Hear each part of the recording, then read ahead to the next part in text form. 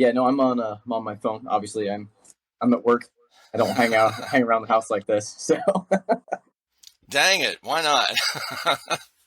yeah, Yeah, man, you're good.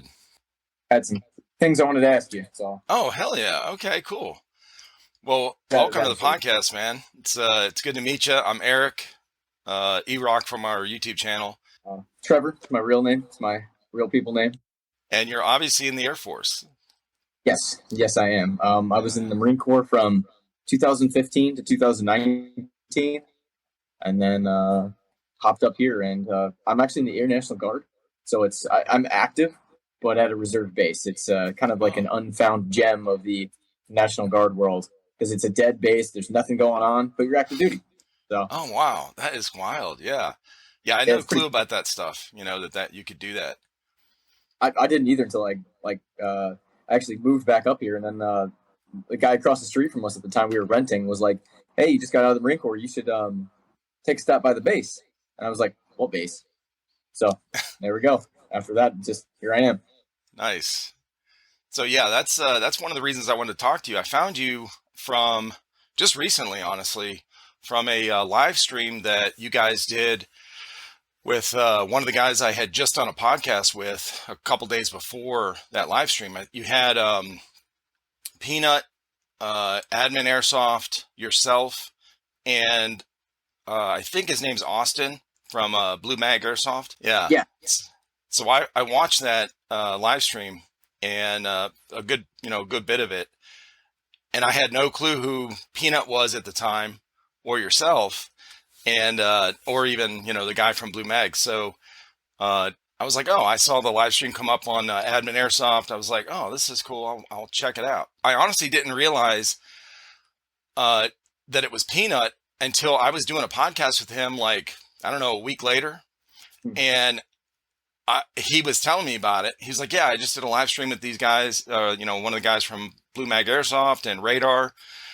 And I was like, oh shit, I watched that. And I was like, I didn't even know that was you on there. But anyway, I went to your Instagram. I started following you on Instagram. Saw that you had USMC vet on there. I was like, oh, I got to talk to this dude. A fellow jarhead. Yeah. So yeah, so I was in. So you're a lot younger than I am. I went in '89 and got So out in '93. let's see. I was born in Oh '93. shit! Nice. Yeah. Yeah. No. Yeah. No. I was a late comer to the Marine Corps, but I entered Airsoft. Let's see. I started playing Airsoft and I was very young. Like before Airsoft was even big or took off, it was still Yeah. paintball that was all Paintball. the rage. Yeah. And I was super into it, but dead. The area was dead, and I couldn't find anything.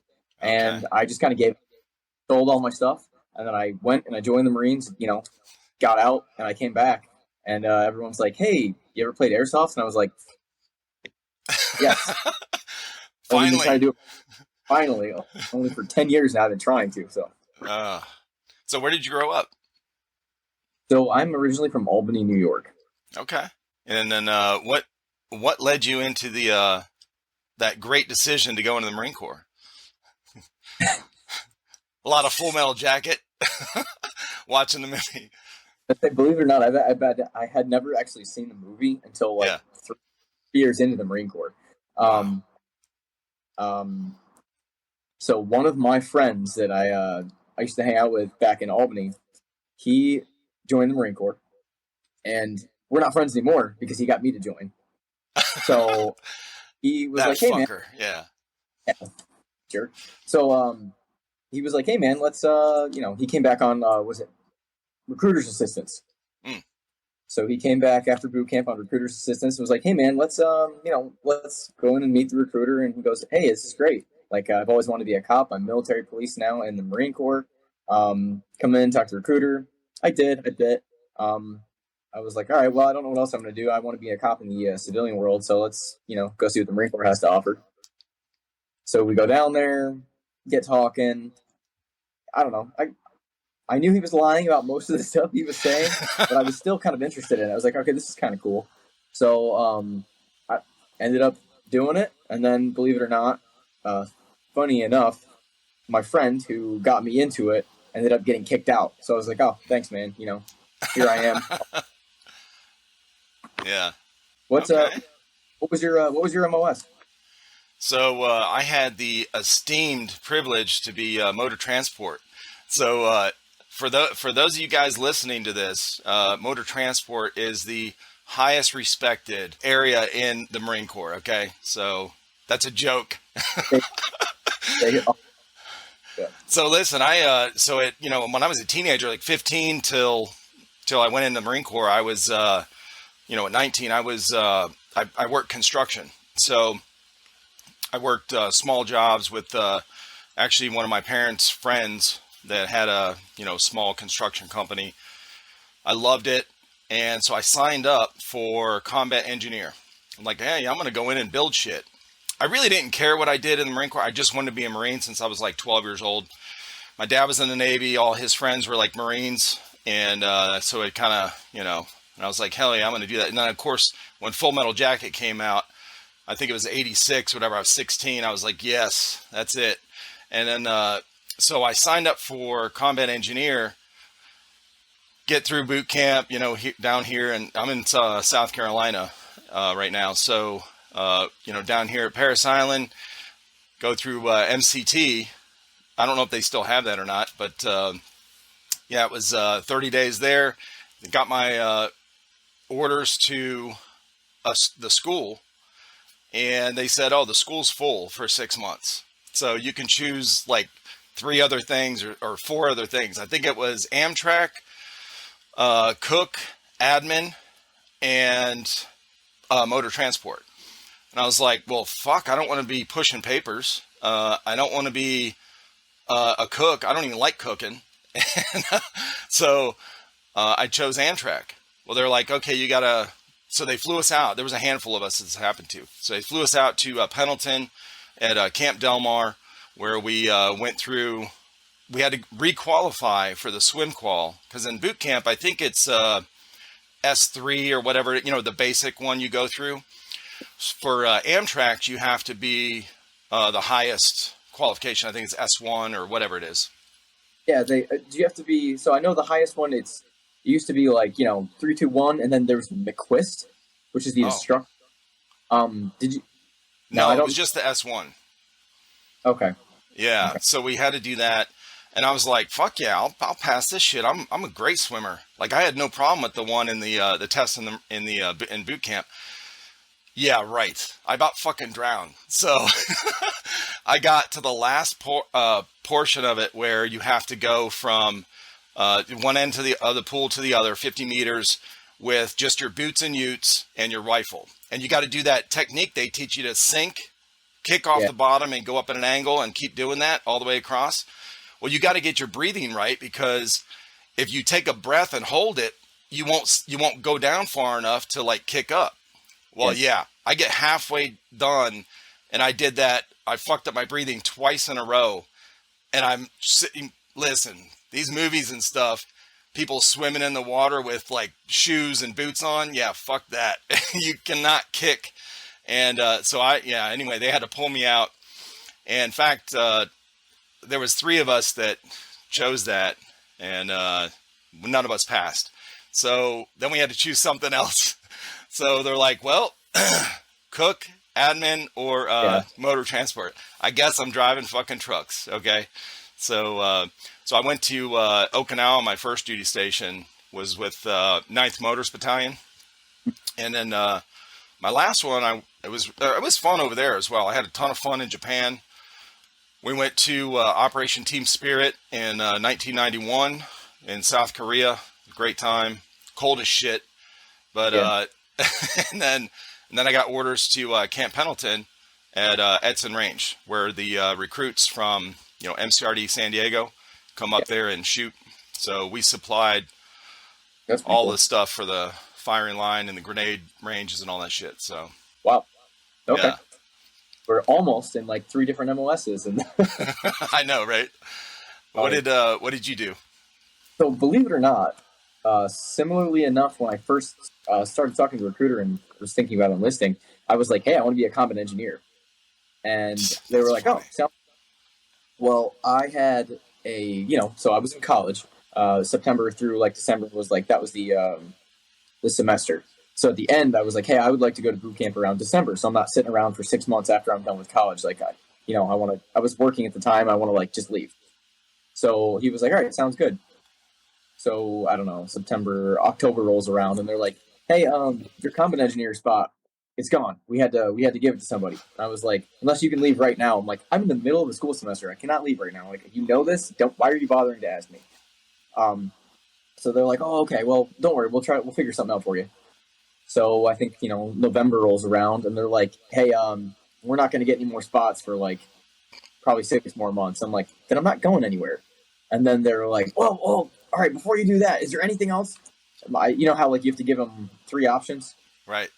Well, the first one was combat engineer because it sounded cool. I knew nothing about what it did. Very, very little information about combat engineer out on the internet. It's crazy. Yep. And then the other one was I wanted a recon contract because at that time I was like super crazy good shape. And like I was like, I can do it. I think it'd be fun. And then I was like, okay, well, I'll do that. So I had combat engineer, recon, and then military police was my fallback because that's what my buddy was. So I was like, hey, why not? Right. About, let's see, it's, end of November, December, like the end of December was like my ship date. The recruiter noticed, he was like, hey, you're walking with a limp. I'm like, yeah, I tweaked my knee like bad. Like I sprained it like really, really badly. Couldn't walk on it for like 2 weeks. Ooh. And then, they had like PT sessions to kind of get you ready for boot camp or whatever. And I'm doing the PT and he's like, you have a recon contract that leaves in like 3 weeks. And I was like, yeah. He goes, you're not going to make it. He's like, you might want to switch it out for something else because there's no way you're going to make it through recon selection with an already fucked up knee. You're not going to go in fucked up knee. And I was like, you know what? That's a great point because if you drop out of it, you either go open contract, which nobody wants that. Nobody in the world wants an open contract. That's how you end up, cleaning the porta potties or something. Yes. Then the other option was MP. So I said, all right, give me MP. So he goes, okay, MP works. But by the way, you have to leave December 13th because I like 2 weeks earlier than when I thought I had to leave. Oh shit. I was like, all right, let's do it. So I went as an MP. I went to boot camp in South Carolina. Then went to MCT. That was like probably the worst experience of my entire life was MCT. Really? For some reason, the guy who was the scribe who was in charge of the sleep schedule and who was standing fire watch did not get along with me. He did not like me. So every single night, MCT, you only get 2 hours of sleep every night anyway. Yep. Fire watch is 2 hours long. Guess who had it? Out of 28 days that I was there, I had it 24 times. Holy shit, dude. Wow. So it finally came down to, he was like, we got back from like the 10 mile ruck. And they're like, all right, who's, it's, 11 PM or whatever. We got to be up at 2:30 in the morning. They're like, all right, who's got first fire watch? And then they look at the scribe. He looks at me. I'm like, nope. You better pick at somebody else right now. So, got out of that one, but I was like, yeah, fight right now or something. So I was like, I'm not going to do it. So I'm a pretty good natured person, but absolutely not. So do that. I went to, so I was in Fort Leonard Wood. So I assume Fort Lost in the Woods. Well, no, I went to Camp Geiger in Lejeune. Yeah, for MCT. Yeah. So what about Motor T? Oh, Motor T was out at Camp Del Mar on Pendleton. Oh, okay. Yeah, because we went to when we went to MCT, it was at Camp Geiger at Lejeune. Yeah. When my combat engineer school was right there at Lejeune, but when they said it was full, and there, it was a big portion of us that were going in these different fields that the school was full. So we all chose, it was like 20, 25 of us, whatever.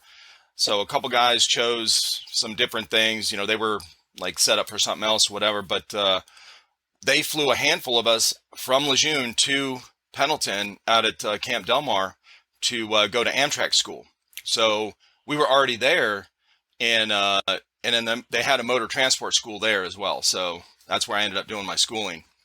Okay, I didn't know about that because I know that right now, I mean, it could have changed also. I mean, over the past, however many years, 30. Motor T is now in Fort Leonard Wood, which is the same place as No MP school. shit. Oh. Yep.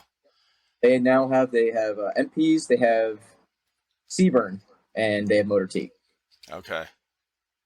But yeah, so after that, I was like, at the end, I was like, oh, all right, cool. I'm probably gonna get orders too. Everyone, as an MP, everyone gets orders to Okinawa. Everyone goes to I'm Japan. telling you. Yes. But right before, like the week before, they had a. Do you know what HMX is?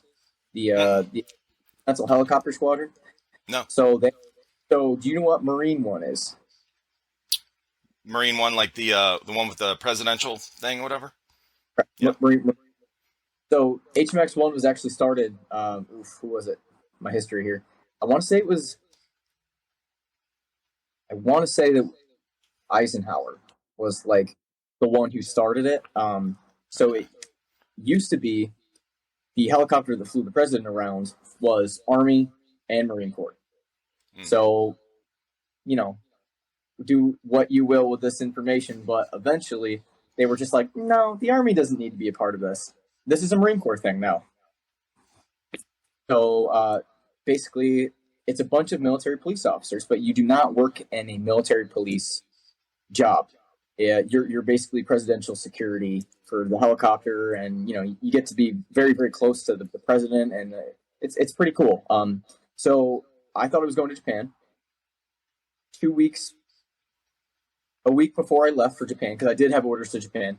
Yeah. HMX, who wants to go to HMX? There was a very, very strange interview process. They ask you some questions that are meant to make you embarrassed, and they're meant to make you uncomfortable, so they actually can see who they're hiring. And so I was like, you know what? Why not? Let's do it. So I did the interview, and there was, out of like a class of 80 something, there was 2 people that were selected. I was fortunate enough to be one of the 2 that was selected. So Wow. I got my entire Marine Corps military police career guarding the president's helicopter. So that was pretty awesome. That is cool, man. Yeah, I had a friend that was stationed with us at Edson Range who he re-upped. A bunch of us got out after our 4, and he re-upped, and he went into MCG, the Marine Security Guard, to guard the embassies or whatever. Yeah. And they sent him back to Virginia, where they train like the FBI training center for all that.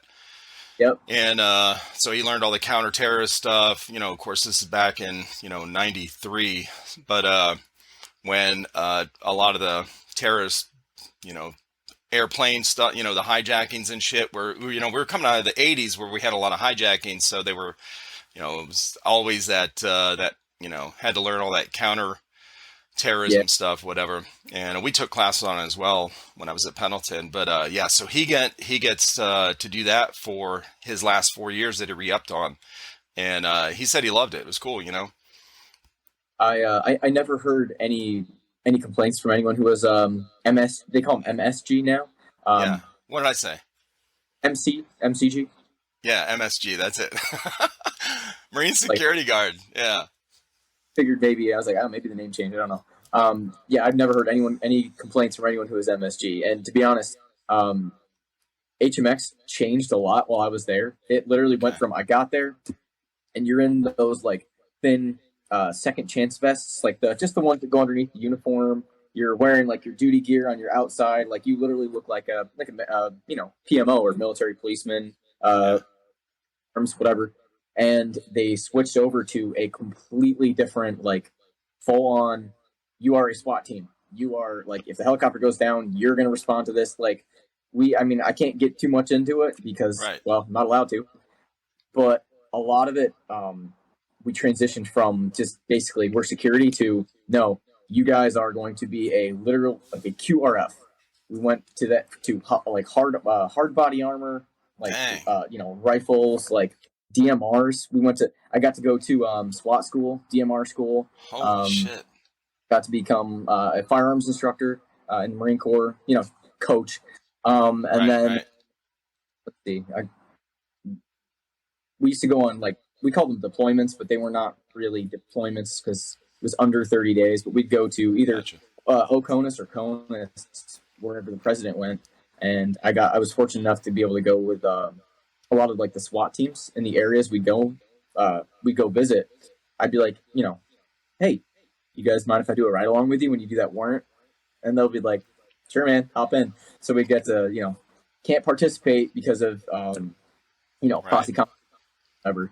But it was still a lot of fun to watch. And like after they'd, blow the fucking wall of a house in and they'd go in, the guy is, in his boxers, still got powder underneath his nose. They'll pull him out and everything. They'll be like, hey, you want to help us come search the house? And I'll be like, sure. It was pretty awesome. So it definitely opened up a lot of doors for me. And and I've gone to like so many shooting instructor schools and like tactics, and which is part of the reason why I'm very touchy when I see people try to give classes and they're like, hey, come and take classes from us. Like, we have this qualifications. My qualifications are, I was in the military. I've known plenty of people that were, their job was to carry a firearm, like they were military police, and oh my God, they were terrifying that they had a gun. Like, so, but so that's what I did. It was fun. It was fun. Yeah, that's cool, man. Yeah, that is awesome. I had one friend that went to that was in boot camp. They got orders for he went to MP school, became an MP, and I actually saw him, like 3 years later, whatever, or 2 years later, when I got orders back to Pendleton, back to the States. I saw him on Pendleton at one of the gates, and I was like, I think his name was Jarbo. Yeah, I was like, Jarbo, is that you? I was like, what the hell? What are you doing out here? He's like, yeah, man. He's, he I think he was just there the whole time at Pendleton, but he loved it. Oh, Yeah, well, he loved, yeah. my first choice was Pendleton. On like the list, you could pick where you want to go, 1, 2, and 3. Yeah. I was like, Japan was my last. I was like, I want to go to, West Coast, then or Hawaii, and then East Coast, and then Japan. Well, you know how the Marine Corps, the green weenie gets you. But Oh, you mean the Marines don't care what you want to do and where you want to go? no, right? Mind blowing. Yeah. Yeah, man. Yeah. But so you obviously did that. So what's your current job? I work construction again. So when I got out of the military, so my wife and I got married in '92. So I had, a little over a year left. We got married, and she, came out there to California with me. We stayed in Fallbrook actually. And, we wanted to start having kids, at a young age. So we decided to do that. And that kind of made my mind up about re-upping or whatever. And, the one thing I didn't want to do was sign up and then get orders to Japan again for my first year of my second enlistment, because I knew that was going to happen. And then we're, brand newly married. So, but anyway, and I was kind of ready to get out, tired of inspections and, so so yeah, we started having kids. Our first child, actually, my oldest son, was born in California. And, so we moved back home from where we're originally from, Cleveland, Ohio, and Akron, Ohio. You probably know if you're from New York. So we grew up in, right a suburb of Akron, and so we went back home to raise our kids around our family. Both our parents were there at the time, and then her dad actually worked for B.F. Goodrich, and then when Michelin bought them out, they moved their office down here to South Carolina. Like the first year we moved back to Ohio, so we would come down here for a long, every year, multiple times a year, to bring the kids down here and stuff. So anyway, that's how we ended up here, was my in-laws. But so when we moved back to Cleveland, it was I got a factory job like 2 weeks after getting home, and so I went to a job fair, had no experience, obviously, coming out of the military, and so I got into factory work, loved it. I didn't like the hours. It was a lot of overtime, tons of overtime. But we made parts for GM and Ford cars. We made the transmission parts. It was aluminum die casting. So I started to learn how to run machines, and I started working on machines. And I did that for Well, the whole time we were in Ohio. We moved down here 15 years ago in South Carolina, and I went right into another factory job, and been doing that. I was plastic extrusion and maintenance, machine maintenance and stuff. So I worked on machines up until 5 years ago when I was paralyzed with an illness. So I got Guillain-Barré syndrome. Yeah, totally fine on Monday, in a wheelchair by Thursday, and that lasted for a couple years. That's actually what led me to start the YouTube channel for Airsoft, because two of my sons started playing Airsoft with one of their buddies they grew up with, down here. And like 3 years ago, I was stuck in the house, barely walking, whatever. So I needed something to keep from going crazy. I was like, hey, I'll film you guys with your guns and shit like that. And we got GoPros. I was like, here, put this on, go to the field, your gameplays. They're like, we don't want to, this is a pain in the ass. Yeah, I needed more shit to do. So that's how the channel started. But anyway, yeah, I worked factory work most of my life. Well, then a year ago, almost exactly a year ago, I was able to get out of the house, start working again. And a friend of mine said, hey man, my brother-in-law he flips houses. We need some help doing some flooring. I was like, all right, I'll see what I can do. I still, even now, don't have all my strength back. But so I started, I was like, hey, I'm really slow. He's like, yeah, it's fine, whatever. We'll just, kind of fill in. So now I'm flipping houses for the last year. I love it. And, it's cool. So that is pretty cool. Definitely, it's almost like working for yourself. It's very close. Right. That is. It really is, yeah. Someday. Yeah. So how do you like the Air Force compared to Marines? Man, that's there's a lot of levels to that question. Sure. I like it. They can almost afford to be more professional because they're not so focused on customs and courtesies. So, for instance, if I, am in charge of something and I can see that I can fix something, I can walk up to someone who is way higher in rank, still respectfully, but I can be like, hey, I have a possible solution for it. And they're not going to be like,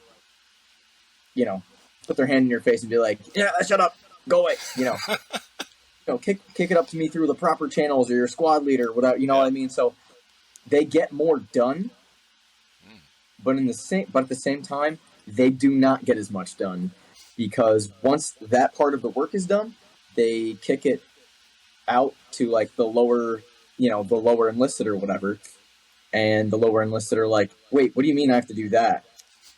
Or what do you mean I have to do this? I have to work an extra 30 minutes? Something like that. Right. Stuff that would have never occurred to us as Marines. You get told to do something and you complete the task. That's it. And I mean, even when it comes down to something as simple as a PT test, first of all, it's about half the requirements of the Marine Corps. There's only one PT test annually. There's not two, like the CFT, PFT, and it's half the distance. So, part of your job obligations are once a year to run 1.5 miles at this pace, or, at a certain, you have to get over a certain time. Right. You would not believe the amount of people that they don't do it, or they get frustrated and they're like, I can't believe this. Why are they making us run 1.5 miles in 14.5 minutes? I'm like, 1.5 miles? I know. I'm like, I've been done sitting on the side of I've been drinking water for the past 5 minutes while I'm watching you run around and, dying. It's just, I don't know. It's just crazy to me. It's crazy. But besides that, you get a little bit less of the drama that you got in the Marine Corps, because most Corps is between the ages of 18 and 26. Yep.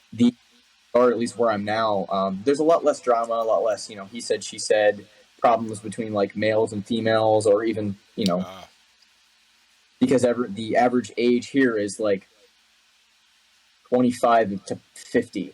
So if you do have someone who's 18 or 19, it's an outlier, and they're usually pretty cool. Yeah. So definitely different. Yeah, for sure. Yeah, we didn't have a whole lot of. Well, I guess the only drama we had when I was in, especially in Okinawa, was a lot of fights, a lot of bar fights. So, luckily, we didn't get in trouble for them. You only got in trouble if you showed up late for formation in the morning. Yep, And yep. bro, I mean, you show up on time, early, but you're barely making it because you're stumbling. And then you start running, formation runs, and in Okinawa, there's no flat spot. It's uphill or downhill, and yeah, and 90 degrees, 90% humidity, daily, and so you go out there and you just got in the barracks at like 2:30, and you're out Yep. there at 5:30. You see guys running. We all did it. You run off to the side, puke, run back in your spot. Because you can't fall out of a run. You get a page 11 or whatever, but unless you're injured. But yeah, not too much drama. Yeah, well, that's good. That's good. Yeah, we kind of went through at HMX. We went through like periods of like everyone got along, everything was great. To like a new person would show up, and then all of a sudden, bam, drama everywhere. And then like it would Uh, die down, but it kind of went in cycles. yeah, yeah. I didn't really work with a whole lot of WMs when I was in. Wasn't a whole lot of experience around. Of course, women. It was in Okinawa. It's when you go out in town. Go out drinking. It's all the girls out there and stuff. And Yeah, then at Pendleton, all the girls at the uh, well, at Etzen Range, they wouldn't. There wasn't a whole lot of traffic there because they had restrictions and stuff because they always had recruits there. And the drill instructors and the recruits were there. That's where they qualified. When they did their second month in boot camp, to qualify in the well, when I was in M16, we didn't have a whole lot of traffic at that E club. We'd have to go out. We'd always go to the next base, which was Del Mar. Del Mar was right inside the main gate, real close, and they had a huge E club that was like a nightclub. Man, it was always packed full of girls, and so But as far as working around them, we didn't work around too many WMs in the platoons I was in. So yeah, well, yeah. No, it's always interesting to see like the differences between the branches and like even between the MOSs or AFSCs as they call them in the Air Force. The just I don't know. It's crazy, man. I don't know. yeah, yeah. My daughter went in the Air Force. She did 4 years. She was in admin. She did the. She had to process the paperwork, like the medical stuff, for the pilots. So she was at in Mississippi. I can't remember the name of the base. Uh, Okay. the air, but it was a training station. So it was real small. So all the new pilots would, or I guess a lot of new pilots would go there and train. And so she would have to do their paperwork for them to get cleared to get on the flight line or whatever. But she didn't really like it too much because she wanted to travel, and she was Yeah. stuck there the whole 4 years. Sucks. Yeah.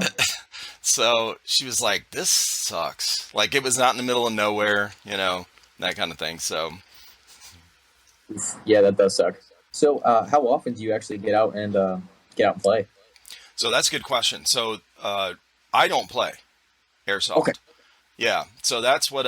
So when I started doing these podcasts, these were, my what I told you earlier, my backstory. Like I can't really even now. I can't really even walk fast. So to I get was kind out, yeah, yeah, it's so. And in fact, my hand strength is not even enough to safely manipulate or handle a like a full real steel rifle that we have. AKs or ARs. That we have. Hunting rifles I could do. Like we have a couple of Mosin Nagants, yep. and I can hold that and clear it because it's bolt action. But racking the bolt on like M16, But the ARs. strength because it's such a small thing Yep, that you have to. yep, exactly. Yeah, yeah. So the more like the strength and dexterity and the tips of my fingers, it's yeah, bro. So when we go to the range, now a pistol I can do. Um, Most pistols I cannot chamber the first round. I can't. I can't grip it hard enough to pull it back. Yep. So I've done it on my leg. I could do that. Yeah. Um, Yeah. But, so most of the time we go to the range, me and my sons, I'll shoot. Like I was helping my son, sight in one of his scopes on his AR and, showing him how to do it and stuff. So to clear a weapon, like if I don't shoot all the rounds, whatever, I just hand it to them, Yeah, keep it, down range, whatever. Here, you go ahead and do it because I can't really safely do that shit. But anyway, the airsoft guns I can handle because they're light. They're, yeah, especially the AEGs, you don't have to really pull anything. do So, anything. yeah, you put the mag in and start shooting. But, and they're a lot lighter. But, Yeah, yeah. yeah, so to get out on the field, I've gone to a couple events with these guys. Uh, Both times was CQB. So it's a flat concrete area for me to walk on. And I just went and filmed. So, No, yeah. cool. Yeah. So the podcast, it was because I get that question a lot. Like, oh, did you play last weekend? I'm like, no. Cause people I talk to, they don't know. Maybe they've just found our channel or I just, maybe hit them up on Instagram. I'm like, no, I don't play. And they look at me funny, like, but you're doing an airsoft podcast. I know. So this came from, these guys didn't want to really do a YouTube channel. I wanted to just to have something to do.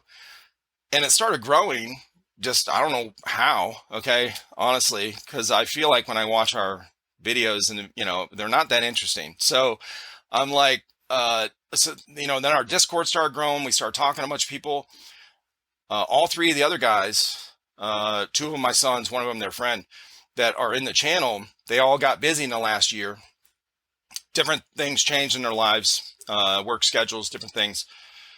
So we didn't really have a lot of videos. And I was like, shit, I want to do something. I was keeping a contact with everybody on our Discord. I'd talk to them. And sometimes we would call, do a video call just to bullshit.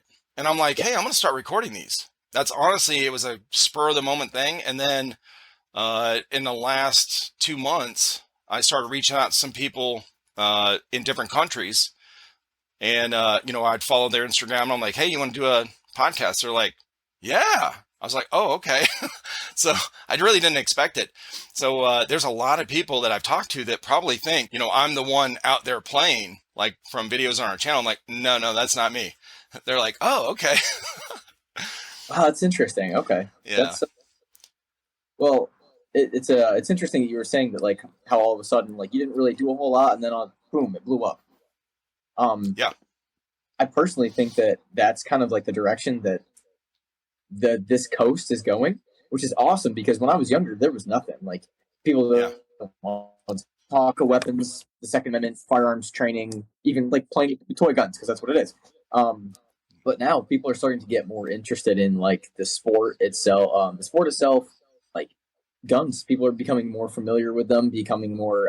It's normal. It's more normal, which I think is great because, like, how can you be safe with something you don't understand and you're scared Yeah. of? So I mean, I think that's awesome that you're blowing up even just by kind of talking about it. You know what I mean? Yeah. Yeah. I It's pretty, really enjoyed it. When I started doing the first few podcasts, I'm like, I really love doing it. Like I love meeting new people and hearing their stories. I played a lot of paintball after the military. When we moved back to Cleveland, some friends of mine at work said, hey, come play this paintball thing. I'm like, oh, I've heard of that. I'd never heard of airsoft. This was 95, right? So I played paintball from like 95 to like 2000, 2001 and played a lot of it. And a lot of similarities, obviously, with, as far as the gameplay, CQB stuff. We did a lot of that. We played the woodland kind of stuff too, because we played on my friend's grandparents' property and all out in the woods. We'd play capture the flag and shit like that. But when these guys first started getting these guns, because when they first said they were going to do airsoft like 3 years ago, I was like, what? Like those fucking little Springer things I bought you when you were like 12? right. The parts are clear. They don't shoot straight. Yeah. Yes. I was like, okay, well, that's fine.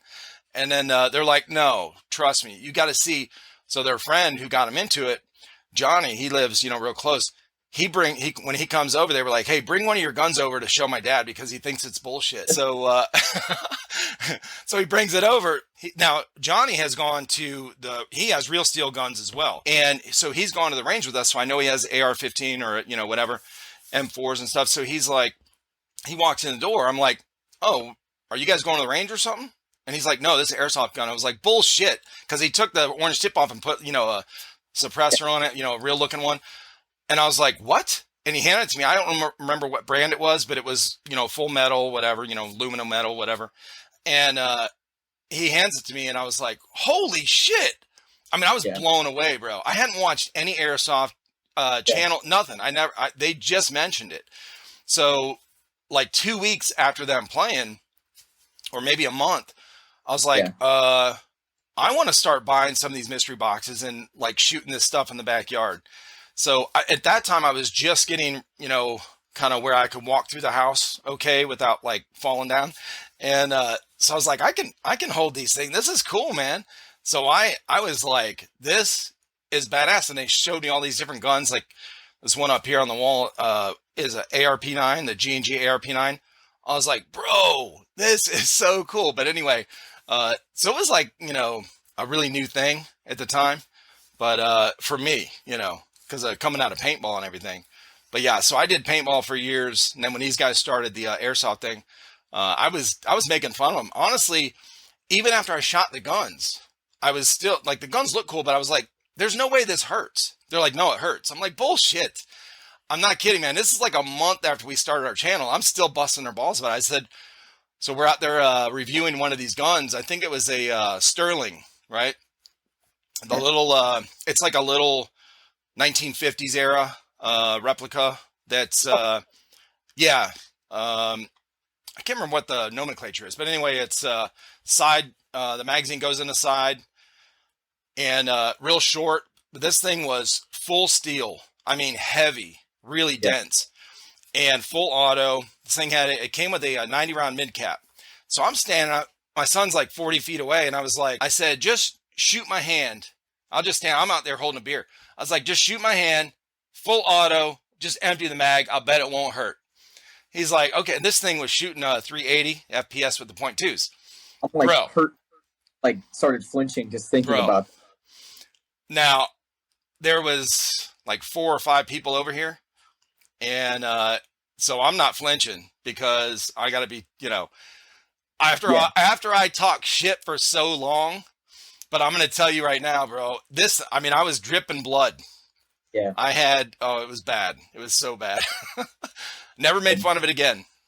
Yeah. You know what? That's the worst too, because body shots don't hurt as bad because something absorbs it. Knuckle shots are absolutely the worst you can get. All these tendons. Yeah. Yes. Yeah, it was bad. So, but anyway, that was my first kind of my introduction into airsoft. And like, I didn't really care. Like I said, I didn't really care what they were doing. It was, I wanted to do something, I needed something else to do. So I started filming. It was interesting. I was like, hey, let me film you guys shooting this stuff. And that's really our channel started like just out of the blue because of that, really. So, yeah. Well, I mean, hey, that's one way to get into it, but I'm glad you started it because taking off, it's fun. I'm glad you asked me to come talk to you. This is fun. Yeah, absolutely, man. So you have a kind of you've been playing airsoft for a while. You have your own team, right? Correct. Yes. Okay. So it's so why don't you talk about that a little bit? Sure, man. So we actually started out. So when I first got back from the Marine Corps, I got back to the area. I was looking around. Ton of different teams, just trying to see what was out there. Kind of a dead zone for teams where I'm from. Yeah. And this guy slid into my DMs, right into my DMs, and so Facebook Messenger all of a sudden pops up, and it's this dude, and he's like, "Hey, I'm a part of this team. Not going to name names because you'll see why." He was like, "Yeah, I want you to, be a co-captain on this team." I'm like, "What's a co-captain?" Okay, all right, whatever. I was like, "Sure, I just want to play. Like, let's try it." So he drops me into this group chat, and first of all, the guy stalked my entire Facebook profile. He starts sending me pictures from my own Facebook profile and being like, "Hey, what does this mean? What did you do here? Like, you were a Marine, cool. what like weapons and tactics and like experience do you have? Which, and quite a bit. So he starts, saying Weird. all this stuff and then being like, all right, cool. You'll be a co-captain for this chapter of my team. He goes, I have chapters all over the United States. Like, I think they have like 2,000 members in different chapters, something like that. And I was like, sure, whatever. So he drops me in the group chat. I met a bunch of the other guys. They were actually pretty cool. I liked everybody in there. And then he starts kind of backseat driving, if you will. So for instance, the team colors were going to be, tan. So just OCP color, because everyone's got them. They're super cheap. They're easy because everyone's got them right now. And the other camo color, I was like, well, not all of us have the budget to spend on buying a whole new set of like this and another camo. Me personally, I wanted to use, Marpat, Woodland Marpat, because I'm biased. I think it looks awesome. Yeah. And they're like, no, you have to use, what is it? Tropical multicam. And I'm like, those are like, first of all, they're kind of like a niche, or a niche, if you will. They're very expensive, and I don't see a whole lot of opportunities to use a tropical camo in upstate New York. So they were like, no, you have to do that. Anytime you go to a Milsim event and you're on a green team, you have to wear that color because you're on our team. And we were all like, that doesn't really make a lot of sense. I'm like, a full new camo uniform and gear for all that's like $400 or $500. I was like, why can't we just do jeans and like, green colored flannels? Because like we go for the contractor look. Why not? And he was just like, yeah, you could definitely do that until you go to a Milsim event. Then you need to have our camouflage. And then just that, and there was a bunch of other things that we wanted to do, but we didn't come in and steal credit for things. Or say, oh, yeah, you could definitely do that, but you can't do this because it's against our rules. I'm like, no, I don't think so. So we all started kind of talking and then being like, yeah, I think we're going to go form our own team. Like, I think that we're going to be done with this. So I'd say 95% of the players, I said, yeah, I can't be your co-captain anymore. I'm leaving. First of all, the fact co-captain is just asinine. It doesn't even make sense. Like, that's why, I mean, we're in the military. You're going to be like, oh, that's the captain. Oh, who's that? Well, that's his co-captain. Do you watch The Office? Yeah. It's basically the assistant to the regional manager. I was going to say, the assistant. Yeah. Fuck that. Yeah. Like, I put a lot of hours and time into the team, even back then. And, the guy who's the captain at the time was not very, he had other stuff going on. And he was just not at all into it. Yeah. So, well, I'm going to go start my own team. Anybody who wants to can come with me. So I'd say 95% came with me. And we had to do some trimming after that. We've lost 3 or 4 players from that original group. But now we're, Moon Goon operations. So, and the name actually came from, we were all joking about, we're like, hey, what would be like something that's kind of funny, but also, sounds kind of cool. And we're all like, oh, that like super cringe-worthy saying that everyone says? They're like, oh, moon's out, goon's out. And we're like, yeah, oh God, I hate it when people say that. We're like, wait a minute. It would be really funny if we were the Moon Goons or like, Moon Goon operations. We were like, holy shit, I fucking love it. So I reached out to one of my friends who's an artist. I'm like, hey, can you draw me this? And I gave them all the specifics, and they're like, sure. They did it, and I was like, I love it. Let's do it. So that's how the original patch came out. And then we decided to do a redesign because, like, we blew up. I do not know why or how or whatever, but, like, we've only been a team for just 13 months now, I think. And then the 1 year that we had an Instagram, we're up to like almost 700 followers, I think, on Instagram. Yeah. And I was like, I expect that because there's teams that have been around in the area for, almost 15 years and they have like 300-400 maybe. So I don't know. It's crazy, but it's something that we're trying to get like the East Coast to be more active in the Airsoft community because, one, it's fun. I think it really brings people together. I mean, it's ironic you're shooting at each other to bring each other together, but like it really does, because like there's been plenty of times where I've been shooting at somebody, and then afterwards they'll be like, hey, good job, dude, or something like that. Yeah, Just fun. We also decided to go with the Moon Goons because we're all very, very, very interested in night vision and using night vision in CQB, in just battle in general. I'm very much into it. I build my own tubes. So I've built, two of our guys' tubes, and then I built my quads. I actually have the Pano, what was that, GPNVG 18s, like the actual 4-tube ones. They're functional. They're awesome. They're a lot of fun. Did some room clearing with them at a team training the other day, and I was like, oh my God, I can see everything. This is wild, But so yeah, that's funny because when I talked to Admin Airsoft, I just actually, so I did a first podcast with him a couple weeks ago, and then he was talking on that one about he's looking into getting some night vision whatever, and so you already know what I'm gonna say, because he was I just talked to him a few days ago. That podcast will come out tomorrow morning, and I was like, yeah, I want to talk to you because I know you got the NVGs you were talking about. And so as he's showing them off, and he's like, yeah, I probably shouldn't say how much I paid for these, but anyway. And I was like, now, did they do this? Do they have thermal? What, I don't know anything about them. He's like, no, you got to do some, you got to buy some other stuff if you want to do this and that. He's like, Radar, he called you out. He's like, I hate that guy. He's the one that, emptied my bank account on these NVGs. And, but he was joking. He was like, man, that's who I went to for all my info, whatever. So yeah, you must have some good research and experience with all these night vision. Yeah, I just, I don't know. I'm like, what would be really cool? It's like, why would anyone not want to have night vision? Because it's basically a superpower that you can buy, seeing in the dark. I also like thermals. Thermals are also awesome. But the reason that I didn't go with thermals and I went with night vision was thermals are great for identifying a target, being like, okay, identifying the location of a target. Like, hey, that's heat. That's something that I should pay attention to. But you're like, is it a friendly? Is it not a friendly? I don't know. The night vision, where you can actually PID or positively identify a target, the night vision is where that comes into it.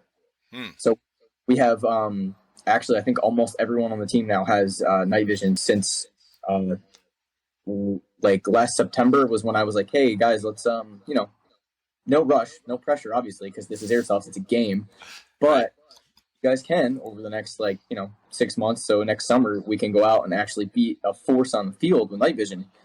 Because we went to a game last year and there was only 3 of us that had night vision, and we absolutely destroyed the entire opposite team. And there were 3 of us versus, I don't know, 60, 70 of them. And we're just running around. Because you know what? It's not fair. It's really not fair. Yeah. You can see in the dark and they can't. They're all huddling together and being like, what was that? And they'll someone's radio light will go on and they'll receive. And to us, that looks like a spotlight. And we'll just be like, oh, right there. So, oh my God. It's very interesting. It's becoming a lot more affordable, and we really very much enjoy going up against other teams that have the capability, because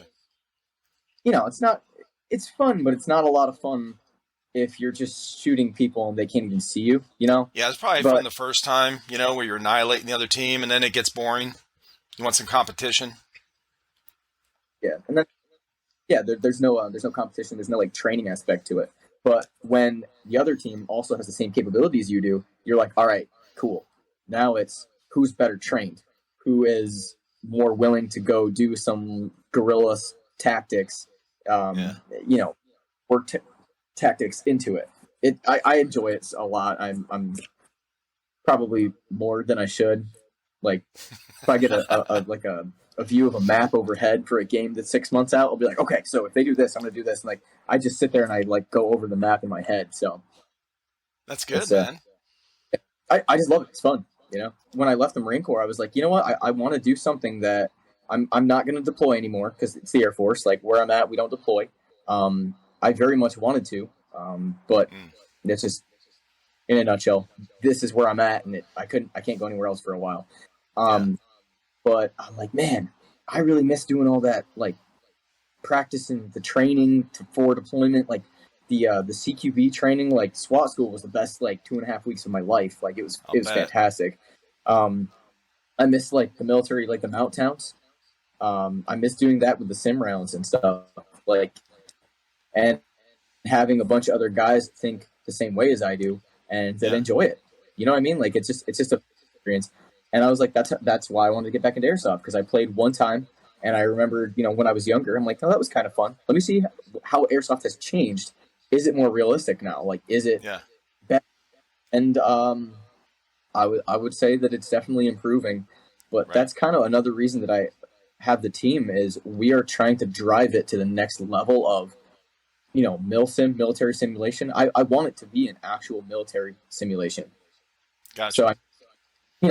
maybe not the points that I left the military or the Marine Corps for, like all the sucky parts. Like we're not gonna be like, all right, 5 o'clock PT, Yeah. Right. but like the whole actually planning an event using a lot of the same tactics that we did in the military. Yeah. It's fun. Actually, Admin Airsoft, the game. So I just recently went to the Air Force like firearms instructor school, which is combat arms down in Texas. So Oh, he's, nice. believe it, Right. I actually met him online a month or so before I went down there, and I had him redo our team logo. So the logo you see Oh. now, he designed. Um, Oh, awesome. Yeah. Fantastic. He was great. It was quick, and it looks. Yeah. So I was like, oh no way! There's a huge airsoft game down in Texas at Fort Hood. So I was like, that's pretty cool, and it's at a mount town. I'm like, man, I really miss playing at mount towns. So What is I that now? what What is it? Mount town. So they're MOUT, military operations and urban. I don't know, something like that. It's not coming to Oh. me right now, but See, when I went in, we were still learning Vietnam tactics. We didn't okay, learn any CQB. okay. Yeah. So basically, because of Iraq and Afghanistan, Right. they wow, we get our asses handed to us whenever we are inside, an enemy town or a city, because the battlefield is 360 degrees, and not only is it, just on one level now, it could be someone on a tower, it could be someone in a second floor, a room or a third story building. So they built a, 40, 50 building, town that's probably a mile and a half wide, and it's huge. And Mm. it was probably one of the coolest things I've ever done, like playing there, because they had, I think, about 400 players.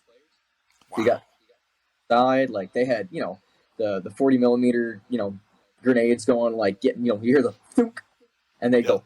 go flying across the map, and then they hear the pop, and like if you were inside a building when like a frag grenade got thrown in, or like the 40 millimeter went in, you either Yeah. cover, be very thankful if you had ear pro on, which I always do, just because they're my real steel ones, so they cut down the sound of the gun and everything, but you can still talk on the microphone. Yeah. But that was like probably the most fun game I've ever been to thus far, and that is where I met in person Admin Airsoft. And Nice. I didn't know anybody there. I literally Yeah. was in the parking lot, and I'm like walking around. I don't know what he looks like in real life. I'm walking around. I'm like, all right, that kind of looks like it may be his team logo. So I walk up to this group of like 14 guys that are just staring at me like, who is this dude? And I'm just like, Admin Airsoft. And then they're all like, oh, him. And, so Evan was like, oh, that's me. And I'm like, hey, you redesigned my logo and everything. So that is how we met in real life. So he's an awesome dude. Yeah, he We is. talk like multiple times a day. Just stay in touch. Yeah. He's pretty cool. I also did ruin his bank account when I got him into night vision. So, but Well, it's a new thing. So he just got done getting all this set up, whatever, and he went to the game or whatever, and he was talking about getting this attachment. The first time we talked, he was talking about getting some attachment where he could film through it, get some night vision or night game play or whatever through the monocular or whatever. But he was like, yeah, I couldn't get that in time. And so, but you know, he's going to work on getting some gameplay with that. But yeah, he's a good dude, man. I've talked to him a couple times, and really enjoyable to talk to. Some cool stories. I like, you know, some of his videos and stuff that he's done. You know, he just started a YouTube channel like not long ago. So, but yeah, he's got a cool story too, because he told me on the podcast, he was never really into sports or, you know, into, you know, things growing up. His brother was, but so he found Airsoft just like on a whim, really, because of the lockdowns and everything. He was like, I need something to do. So he bought an Airsoft gun, like pistol, just to shoot in the backyard. And then, and it took off from there. But, yeah, he's a good dude, man. Yeah, he definitely is. Yeah, the camera thing that goes on the inside of the device, I actually had one, and I showed it to him down in Texas. And I have most of the Texas game, the night game, recorded. So like any, you know, all the patrols that we did, I have, you know, mostly on video. Needed some tweaking because the camera did not record. It recorded like, here's the lens. Yeah. It blurred. So you can see like maybe 3/4 of it. And I was like, oh, come on. But pretty cool. I haven't posted anywhere, but I have a video of myself and Wes from Amped Airsoft. I ran with him with the Amped guys while I was down there because I didn't know anybody. And they're from up here. They're from Pittsburgh, Pennsylvania, kind of relative. And you know, they're my sponsor and everything. So I love those guys. They're awesome. We're hanging out down there. But I was running with Wes, and we were doing building clearing, whatever. And it's funny because we were upstairs in a building we cleared out, and a squad of like, we thought was like 3 or 4 guys, and ended up like being like 6 or 7 dudes, tried to follow us up into the building, and we killed all of them. And it's all on my night vision recorder. And I felt so bad because one of these dudes tried coming up the stairs. And so I flipped my night vision up, and I went white light, and just with my pistol, just, you know, bang, bang, bang. And I got like 3 of them coming up the stairs.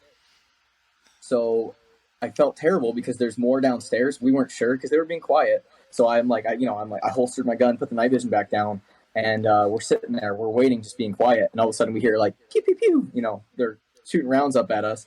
And I held up my grenade, and I pulled the pin on it, and I just tossed it off the stairs. I didn't realize there was one of the guys that I just killed sitting on the stairs. Guess where the grenade landed?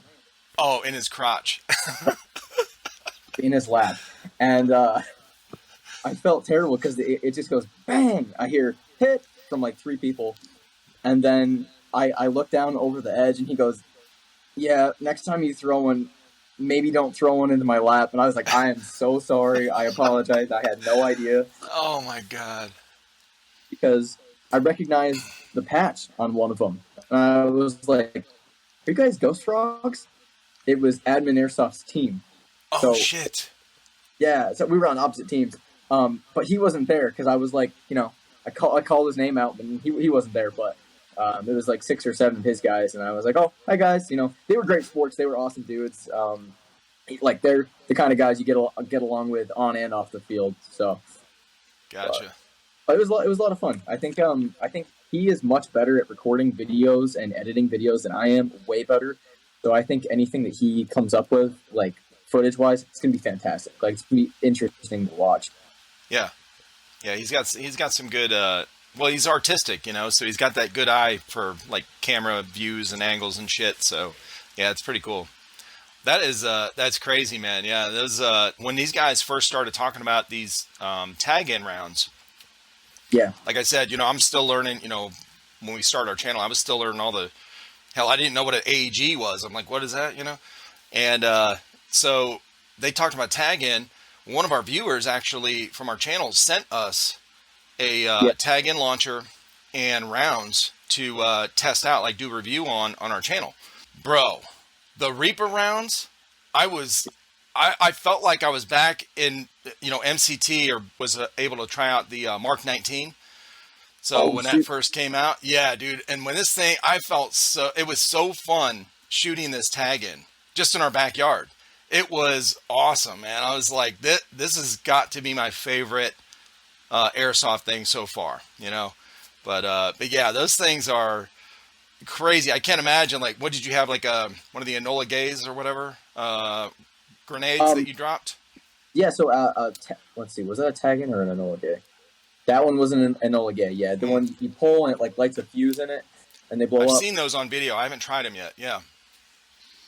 They're okay. The tag-in ones are definitely better because the tag-in makes I think it's called like the tag 6-7, which is Yeah. basically like the hand grenades that you and I were used to throwing from MCT or whatever training we were doing, and they Yeah. literally have like the spoon and everything, and you can hold Oh it the shit. same way. And there's a 5-second cook time. When you Oh wow. pull the pin out, and you're like, nope, never mind. You can put the pin back in and put it back in your pocket like a real Oh grenade. hell yeah. Enola Gay is you pull it, it's a fuse, it's on fire. Yeah. 5 seconds. But the tag-ins Gotcha. are amazing. The only problem is they're from Russia, Oh shit. so we're not getting them right now. Yeah. No shit. Yeah. Damn. So, I was about to say I want to try those out. Okay. Well, I'll have to wait. so Tag-In makes like everything. They make flashbangs and frag grenades, and I have one of each. And I'm going to be very, very picky about where I throw them because it's possibly the last ones that I'm going to get for like 5 years. So who Yeah. knows? No shit. Until Yeah, Blue Mag starts making shit here in America. right. That's right. I hope so.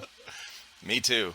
Well, listen, Yeah, man. It's been really nice meeting you. I was really excited to talk with you, and I'm glad we got finally got to do it. We were supposed to do it last night, and family started showing up. My son's married, has 2 kids. My granddaughter's 3. My grandson is 1.5. They live like 15 minutes away, so they showed up.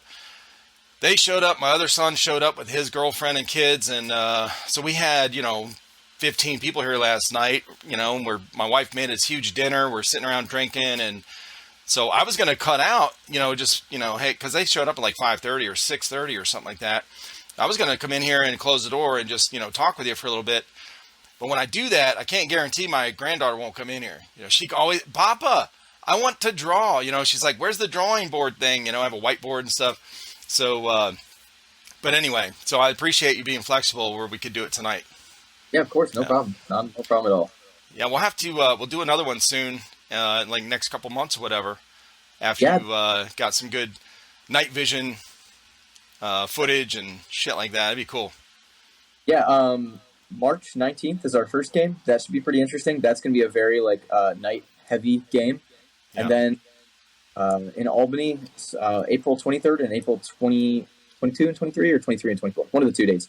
I'm actually the XO of a game. It's a game series. There's 3 games throughout the summer, but this is the first one, and that should be pretty interesting because this is my first time being an XO of something. So maybe Okay. I'll have something good to talk to you about after that. So, Yeah, absolutely. Where can people find you online?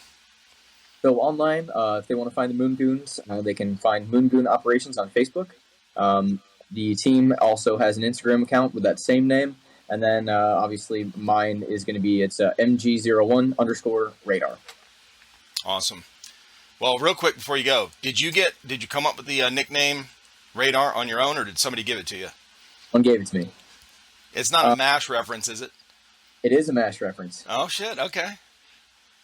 So I'm a believer in you don't get to come up with your call sign. Yep. That's just not how it works. I mean, we have plenty of guys that are like, oh, my call sign? Yeah, it's Reaper. I'm like, oh, really? Why did you get that nickname? Oh, it just sounds cool. No, that's not how it works, man. I got mine Radar because the guy who comes in and who cleans the building in this building, I was in the gym one time with my friend who's like 6'3". I'm 5'7". And he goes, oh, look at this. Because he always makes fun of us. And he goes, oh, look, Arnold Schwarzenegger. Oh, and Radar. And so that's and it stuck, man. I was like, you know what? I'm not going to make up some like, Yeah, crazy, cool sounding name. I'm going to go with that because that's hilarious. that's awesome. Well, thanks again, man. I appreciate it, and we'll talk to you again soon. Awesome, man. Thank you. Have a good All right, night. later, bro.